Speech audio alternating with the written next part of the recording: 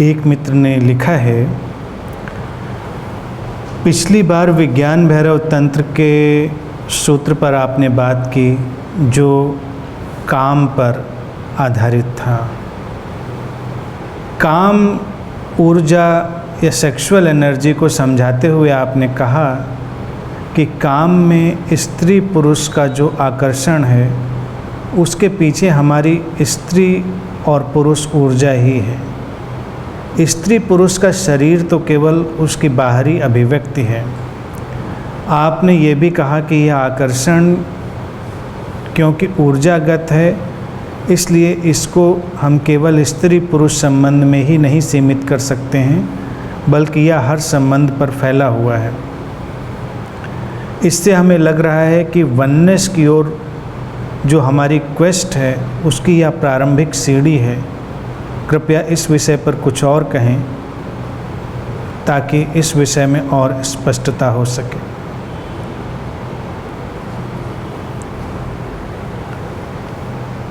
पिछली बार का विज्ञान भैरव तंत्र का सूत्र अपने आप में अनूठा है। सूत्र कहता है, काम आलिंगन के प्रारंभ में जो अग्नि है उस पर अपने अवधान को बनाओ और अंत में जो अंगारा है, जो अग्नि है, उससे बचो। ये विधि उन लोगों के लिए एक द्वार खोलती है जो शरीर के तल पर संबंधित होना चाहते हैं। स्त्री पुरुष का आकर्षण हमेशा से रहा है और हमेशा रहेगा। वस्तुतः वो ऊर्जागत है। आकर्षण जहाँ कहीं भी होता है वो ऊर्जागत ही होता है। उसको समझने के तल बदलते रहते हैं और जीवन में जितने भी आकर्षण हों उनमें सबसे प्रबल आकर्षण और सबसे महत्वपूर्ण या देखा जाए सबसे आधारभूत फंडामेंटल आकर्षण एक स्त्री और पुरुष के बीच, क्योंकि वो अस्तित्व की विपरीत ऊर्जाओं को प्रदर्शित करते हैं, उसको रिप्रेजेंट करते हैं। स्त्री ऊर्जा और पुरुष ऊर्जा, फेमिनिन और मैस्कुलिन एनर्जी, द्वैत की सबसे गहरी अभिव्यक्ति। अस्तित्व ने द्वैत की अभिव्यक्ति को जो बहुत ही रिफाइंड किया, बहुत ही शुद्ध रूप में उसे अभिव्यक्त किया, तो वो स्त्री शरीर और पुरुष शरीर में बदले और उसमें बहुत विपरीतताएं हैं। विपरीत ऊर्जाएं ही एक दूसरे को खींचती हैं।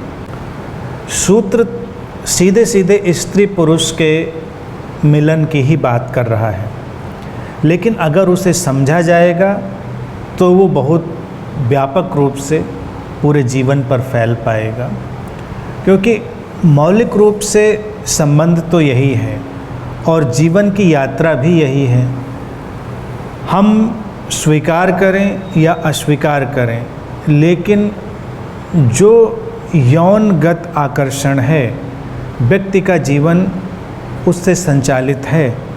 प्रकृति की उसमें रुचि है, नेचर इंटरेस्टेड है, मनुष्य के मन की बात नहीं है, क्योंकि प्रकृति विस्तार चाहती है और वो विस्तार आएगा तब जब नए जीवन का सृजन होगा। ऐसे तो देखा जाए चारों तरफ प्रकृति में काम ऊर्जा का ही नृत्य है। जो कुछ भी सुंदर दिखाई देता है वो उसी ऊर्जा का ही एक एक्सपेंशन है, एक्सप्रेशन है, उसी की अभिव्यक्ति है। फूल खिलते हों या पक्षियों का, पशुओं का जो सौंदर्य है उसको भी देखेंगे तो उनके विशेष सौंदर्य में इसी ऊर्जा का अपना एक अहम रोल है, एक अहम भूमिका है। लेकिन ये यात्रा स्त्री और पुरुष तक आते आते अपने में एक बहुत ही अलग रूप ले लेती है, क्योंकि जहाँ तक प्रकृति का संबंध है वो अचेतन रूप से सब चल रहा है। मनुष्य के पास पहली संभावना है चेतन रूप से जीवन की किसी भी प्रक्रिया, किसी भी घटना, किसी भी व्यवस्था में प्रवेश कर पाना, और यही उसके मनुष्य होने का गौरव है, एक अपॉर्चुनिटी भी है और संभावना का एक बहुत बड़ा विस्तार भी है कि हम चेतन होकर अपने जीवन की किसी भी प्रक्रिया में जा सकते हैं। अब इस काम के संदर्भ में अगर देखा जाए तो प्रकृति इसको अचेतन में ही संचालित करना पसंद करती है और आम तौर से हम अचेतन होकर ही इसमें प्रवेश करते हैं। यही दुविधा, यही पीड़ा और यही द्वंद्व मनुष्य को घेरे हुए रहता है, क्योंकि आकर्षण तो प्रकृति प्रदत्त है, नेचर ने क्रिएट किया है, और वो क्षण जब वो काम ऊर्जा, वो सेक्सुअल एनर्जी किसी को ओवर पावर करती है तो पहला काम यही होता है कि वो अचेतन हो, उसकी जो सजगता है, उसके चैतन्य का स्तर है वो धूमिल हो। जब उसके चैतन्य का स्तर धूमिल होगा, सजगता कम होगी, तो उसको आसानी पड़ती है, उसको लगता है कि हाँ ठीक है, सोचने का भी वक्त उसके पास नहीं होता। आप पेड़ पौधे, पशु पक्षियों का जगत देखें, वो सोच कर नहीं किसी भी कृत्य में जाते, वो तो बस होता है। लेकिन मनुष्य ही एक ऐसा प्राणी है जो सचेतन हो सकता है, और सूत्र उस सचेतन होने पर ही बात कर रहा है। वो कह रहा है कि उस अग्नि पर अवधान दो, ध्यान दो, उस पर अपनी अवेयरनेस ले जाओ। वो तो हम आज तक कभी ले नहीं गए। अवेयरनेस कभी कोई नहीं ले जाता, क्योंकि जब अवेयरनेस कोई ले जाएगा तो जो गुणवत्ता है, क्वालिटी है, और उसका जो स्ट्रक्चर है या टाइप है, वो सब बदलेगा और हमको बहुत कुछ और भी दिखाई देगा जिसे हम अभी तक नहीं देख पाए।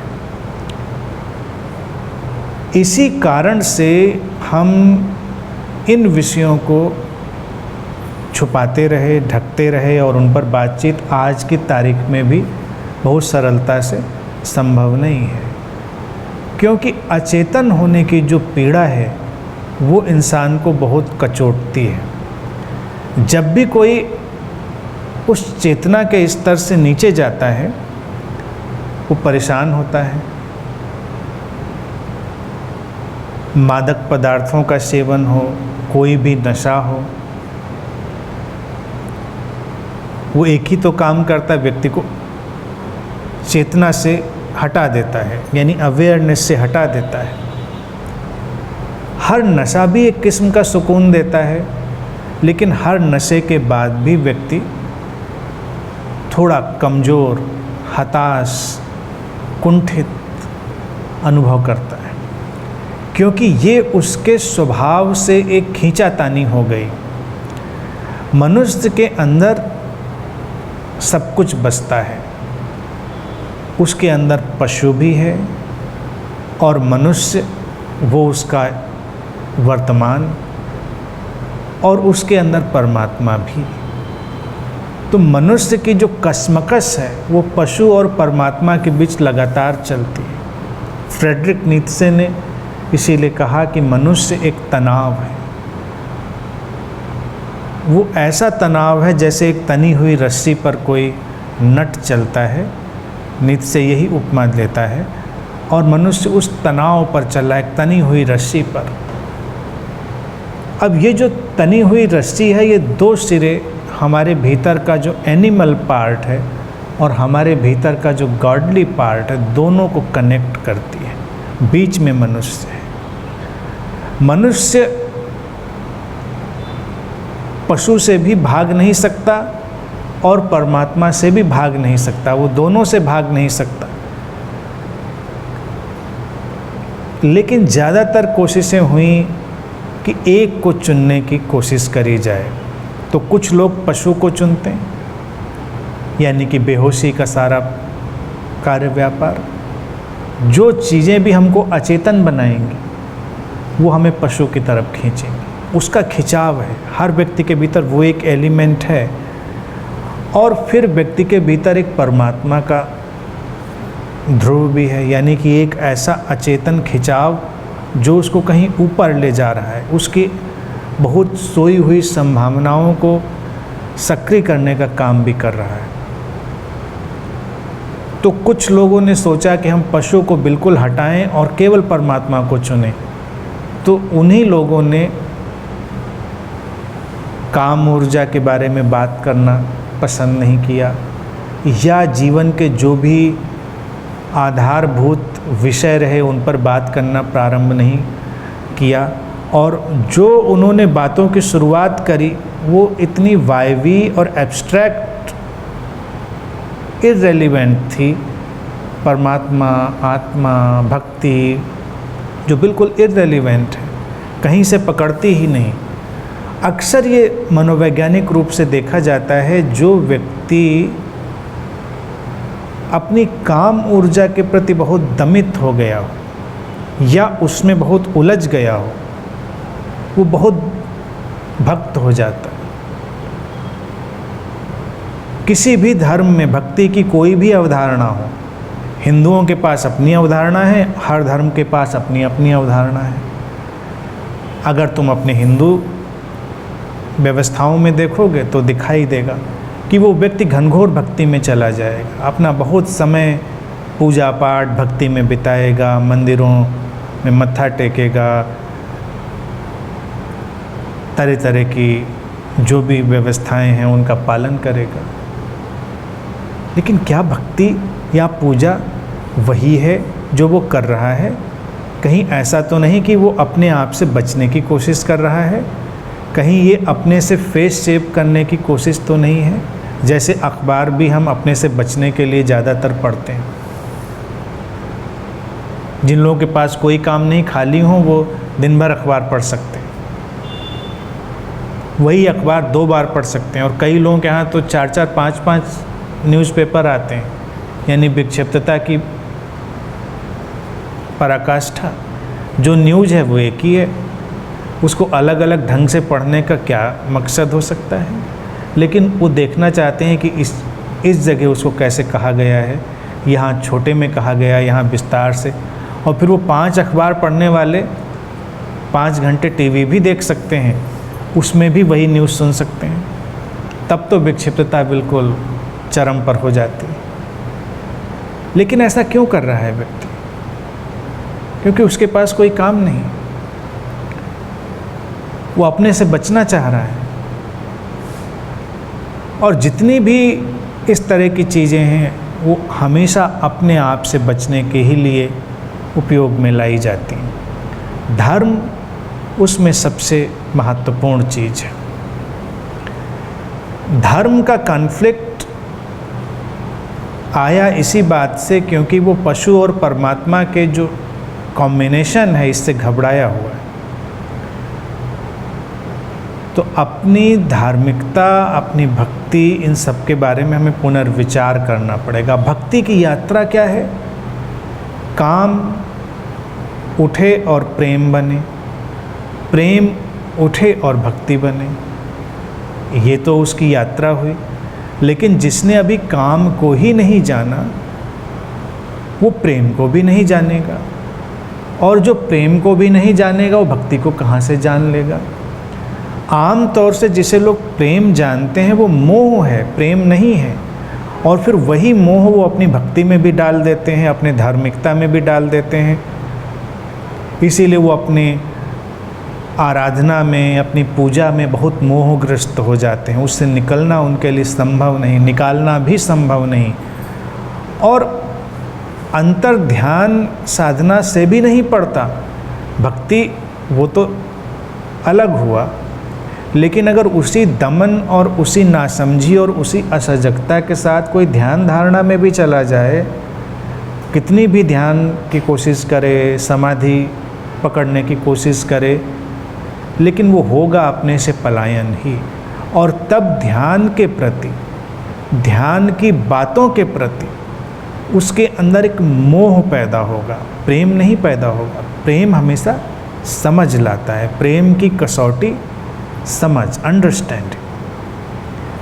मोह फिर उसके अंदर कट्टरता लाएगा, उसके अंदर प्रतिक्रिया लाएगा, अपने बचाव करने की कोशिश करेगा व्यक्ति, हर तरह से अपने मत, अपनी धारणा पर वो पूरी तरह से पकड़ बनाने की कोशिश करेगा।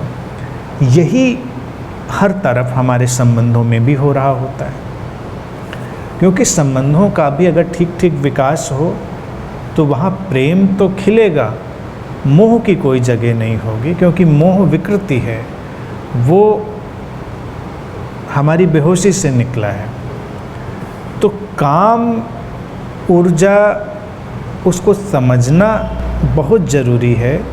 पहले तो स्त्री पुरुष के संदर्भ में ही समझना ज़रूरी है, तभी उसको हम चारों तरफ विस्तार दे पाएंगे। जैसा कि प्रश्न में पूछा है, विस्तार तो है, लेकिन हम पहले उसको उसके मूल जगह पर समझें तो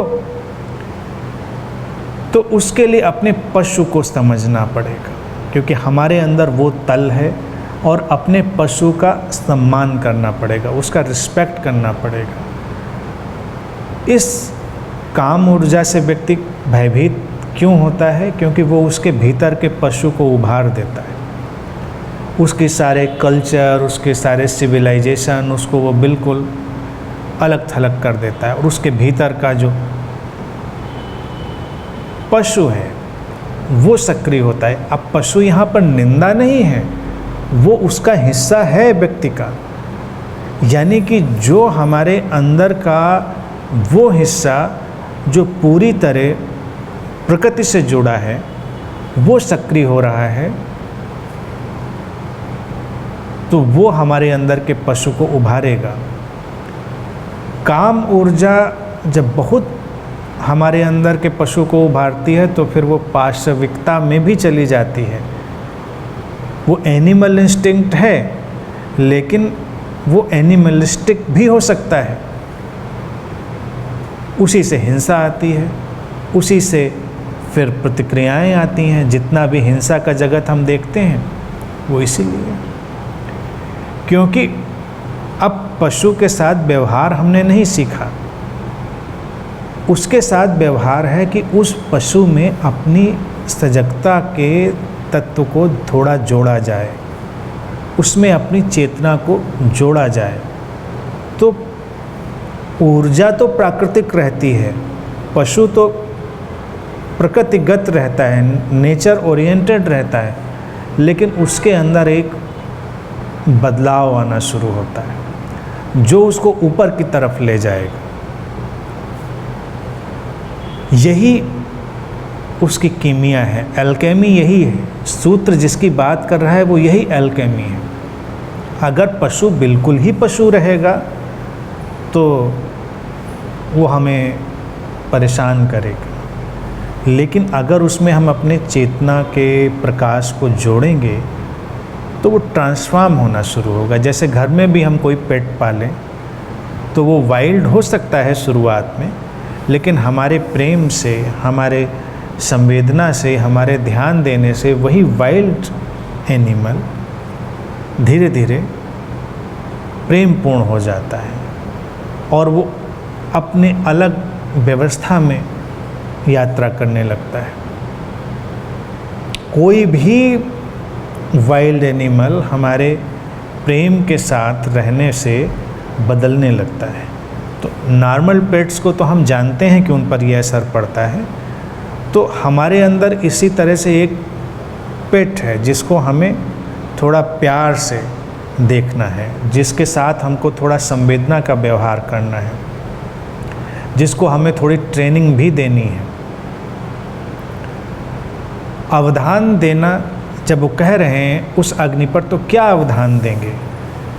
बहुत सारे अवधान के डायमेंशन हैं।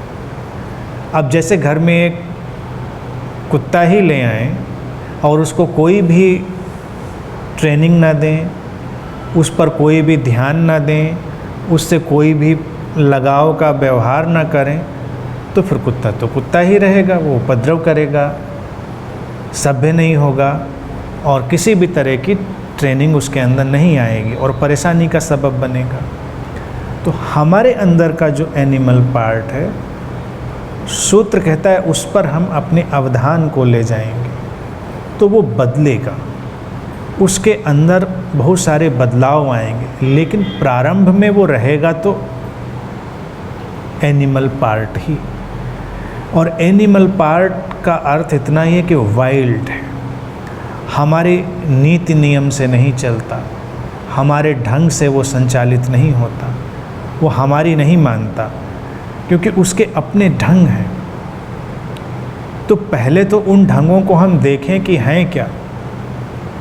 अब जैसे कि आपको एक खरगोश, एक कुत्ता, एक शेर, इनको टेम करने के लिए कहा जाए तो आप वही फार्मूला जो खरगोश पे लगाएंगे वो कुत्ते पे नहीं लगा सकते, जो फार्मूला कुत्ते पे लगाएंगे वो शेर पे नहीं लगा सकते, या कि लगा सकते, क्योंकि आपको उनका नेचर जानना पड़ेगा। आपको जब उनकी प्रकृति जाननी पड़ेगी कि ये इनकी प्रकृति है, तो आप उस ढंग से व्यवहार कर सकते हैं। अगर आपको उनकी प्रकृति ही नहीं पता तो आप मुश्किल में पड़ जाएंगे। तो अपने अंदर का जो पशु है, पहले उसकी प्रकृति को जाने कि वो क्या करता है। वो जब उठता है, उभरता है, हमें अपने प्रभाव में लेता है, हमारे अंदर सक्रिय होता है, तो उसका नेचर क्या है, उसकी प्रवृत्ति क्या है, पहला अवधान तो यही काम करेगा। और सबके अंदर के पशु की अपनी अपनी प्रवृत्ति होगी। नेचर से सब जुड़ा है, लेकिन सबके अंदर इसी तरह से देखा जाए, अगर काम ऊर्जा सबके अंदर जागेगी तो हर व्यक्ति अलग अलग किस्म का व्यवहार करेगा। कोई भी व्यक्ति एक जैसा व्यवहार नहीं करता। हमको लगता है ऊपरी तौर से कि सब एक जैसा व्यवहार करते हैं, लेकिन कोई भी एक जैसा व्यवहार नहीं करता, क्योंकि सबके अंदर भिन्नता है। सबके अंदर जो प्रकृति से जुड़ा हुआ हिस्सा है, यानी कि जो पशु है, वो बिल्कुल फर्क है, भिन्न है। तो पहले उस भिन्नता को जाने, अवधान वो काम करेगा और फिर हमारी चेतना उसको रूपांतरित करेगी, हमारी अवेयरनेस उसको ट्रांसफॉर्म करेगी, क्योंकि वो शक्ति है जो नेचर गवर्न पार्ट है, उसके अंदर पावर है, उसके अंदर एक फोर्स है। तो वो फोर्स हमारी अवेयरनेस से अपने ढंग से रूपांतरित होगा। वही सूत्र कह रहा है प्रारंभिक अग्नि पर अवधान देना। हमने स्त्री पुरुष संबंधों को इस तरह से सांचे में बांधा है कि कोई कभी अपने उस आदिम रूप को देख ही नहीं पाता। ये भय है, क्योंकि एक व्यक्ति जिसने अपने को एक सांचे में बांध रखा है, वो उस सांचे से बाहर नहीं आएगा। लेकिन कितना भी वो ना आए, उन क्षणों में कुछ न कुछ तो उसको आना ही पड़ जाता है, और यही उसकी परेशानी है, यही उसका कॉन्फ्लिक्ट है। पहली चीज़ ये, जब हम इसको समझेंगे और अवेयरनेस की रोशनी उससे इन्फ्यूज करेंगे, जोड़ेंगे, तो जो हमारा दूसरा हिस्सा है परमात्मा का, वो खींचेगा। इसके बीच में पैदा होगा प्रेम। यानी कि पहले तो आपने देखा अपना वो हिस्सा जो सीधे प्रकृति से जुड़ा है, जो पशु है। पशु का अर्थ ही होता है बंधा हुआ। वो पाश शब्द से बना है। पशु कोई निंदा नहीं है, पशु का अर्थ है जो पास, यानी बंधन। बंधन और कोई नहीं है, वो नेचर ओरिएंटेड है, प्रकृति का बंधन है। फिर जब आप ऊर्जा को समझेंगे तब पैदा होगा प्रेम का हिस्सा, क्योंकि प्रेम पैदा ही नहीं हो सकता जब तक हम अपने जीवन की ऊर्जाओं को न समझें, जीवन को न समझें। जीवन ऊर्जा जो है उसका सम्मान और उसको महसूस करना ही तो प्रेम है। और जीवन ऊर्जा तो एक ही है, जिसको हम लाइफ फोर्स कह रहे हैं, कुंडलनी कह रहे हैं, या सेक्सुअल एनर्जी कह रहे हैं, या फिर प्रीमोर्डियल एनर्जी, फोर्स, व्हाटएवर, वो एक ही है और वही जीवन बनकर अभिव्यक्त हो रहा है। तो हम जब किसी के प्रेम में भी होते हैं तो कभी हमने इस पर ध्यान शायद ना दिया हो कि हम क्या प्रेम में होते हैं, क्या हमको प्रेम में ले जाता है, क्या हमको वो जीवन ऊर्जा का अनुभव होता है। अगर होता है तो हम ज़्यादा संवेदनशील बनते हैं और हम जीवन के सम्मान में जाते हैं। प्रेम तो तभी घटेगा जब हमको वो जीवन दिखाई दे गया, उसके संपर्क में आ गए। अगर वो नहीं आ रहा है तो हमारी कल्पना होती है, यानी कि उसको हम मोह की कैटेगरी में डालते हैं। मोह एक इल्यूजन है जो है नहीं, हम उसको जोड़ना चाह रहे हैं। तो आम तौर से जो प्रेम है वो हमारी एक परिकल्पना है, हमने ही कुछ माना है और हम उस मानने से अपने आप को जोड़कर जीना चाह रहे हैं, क्योंकि जो माना है उससे हमको लगता है जीवन में सुरक्षा आएगी, स्थायित्व आएगा, जीवन में कुछ हमारे अच्छा होगा, लेकिन वो सब हमने माना हुआ है। तो इसीलिए ऐसा प्रेम क्षण भर में विलीन भी होता है, गायब भी होता है।